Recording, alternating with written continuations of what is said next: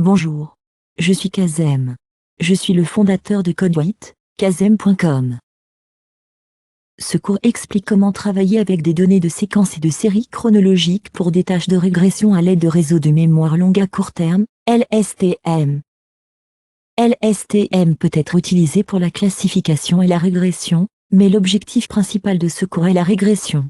Parce que vous devez connaître la régression pour la prédiction des séries chronologiques. Permettez-moi de commencer par le réseau LSTM au début. Les humains ne commencent pas leur réflexion à partir de 0 à chaque seconde. En regardant ce cours, vous comprenez chaque mot en fonction de votre compréhension des mots précédents. Vous ne jetez pas tout et recommencez à penser à 0. Vos pensées ont de la persistance. Les réseaux de neurones traditionnels ne peuvent pas faire cela, et cela semble être une lacune majeure. Par exemple, imaginez que vous souhaitiez classer le type d'événement qui se produit à chaque instant d'un film. On ne sait pas comment un réseau neuronal traditionnel pourrait utiliser son raisonnement sur les événements précédents du film pour informer les événements ultérieurs.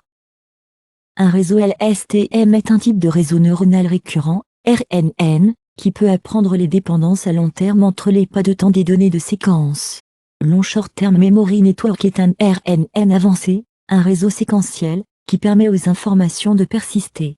Il est capable de gérer le problème de gradient de fuite auquel est confronté RNN. Un réseau de neurones récurrents est également connu sous le nom de RNN et est utilisé pour la mémoire persistante. Architecture réseau LSTM. Les composants centraux d'un réseau LSTM sont une couche d'entrée de séquence et une couche LSTM. Une couche d'entrée de séquence introduit des données de séquence ou de série chronologique dans le réseau. Une couche LSTM apprend les dépendances à long terme entre les pas de temps des données de séquence. Ce diagramme illustre l'architecture d'un réseau LSTM simple pour la classification. Le réseau commence par une couche d'entrée de séquence suivie d'une couche LSTM. Pour prédire les étiquettes de classe, le réseau se termine par une couche entièrement connectée, une couche softmax et une couche de sortie de classification. Ce diagramme illustre l'architecture d'un réseau LSTM simple pour la régression. Le réseau commence par une couche d'entrée de séquence suivie d'une couche LSTM. Le réseau se termine par une couche entièrement connectée et une couche de sortie de régression.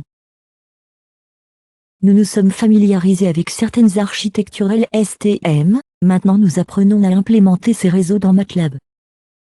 Pour l'implémentation d'un réseau dans MATLAB, vous devez définir la couche de votre réseau dans un tableau appelé couche. Par exemple, dans cette diapositive, vous pouvez voir comment définir un réseau LSTM de classification. Pour créer un réseau LSTM pour la classification séquence-étiquette, créez un tableau de couches contenant une couche d'entrée de séquence, une couche LSTM, une couche entièrement connectée, une couche softmax et une couche de sortie de classification. Ce sont les couches d'un réseau LSTM. Il est lancé par la couche d'entrée de séquence. L'entrée de cette couche est le nombre d'entités. Définissez la taille de la couche d'entrée de séquence sur le nombre d'entités des données d'entrée. Dans cet exemple, le nombre de fonctionnalités est de 12. La couche suivante est la couche LSTM. Pour la couche LSTM, spécifiez le nombre d'unités cachées et le mode de sortie dernier. Dans cet exemple, le nombre d'unités masquées est de 100. Définissez la taille de la couche entièrement connectée sur le nombre de classes.